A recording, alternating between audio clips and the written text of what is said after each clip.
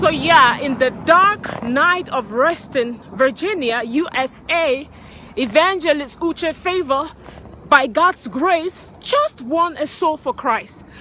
By his grace, it started at the store, the store there, the grocery store.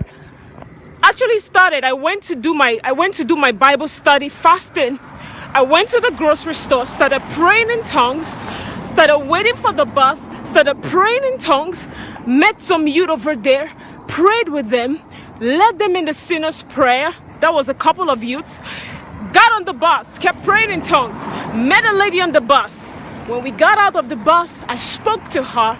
She gave her life to Christ right now, got my card, even asked to give me a hug.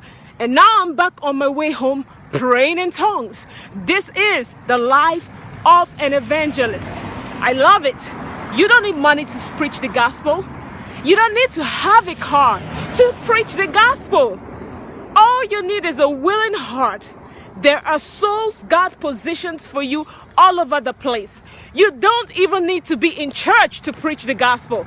As you can see, these youths are receiving their salvation outside of the four walls of the church. We're not in a church building.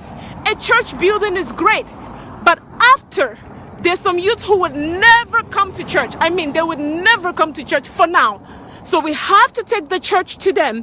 When we see them outside, that's where we do church. That's how they connect to God. Now, this young girl, this is the first time. That's how we're going to follow up. I'm going to follow up with her. Or she's going to follow up. Whenever she needs prayer, she'll call me. Whenever we see, I can pray with her. By God's grace, this is the method. And a lot of youth have heard the gospel for the first time. You see what she said? She said, I was baptized when I was a child, when I was not old enough to know what the gospel was. She got another chance. As we were prophesying, she said, what you're saying is accurate. It's happening. This is how it goes, brethren. This is how it goes. God is raising sons and daughters that are thinking outside the box.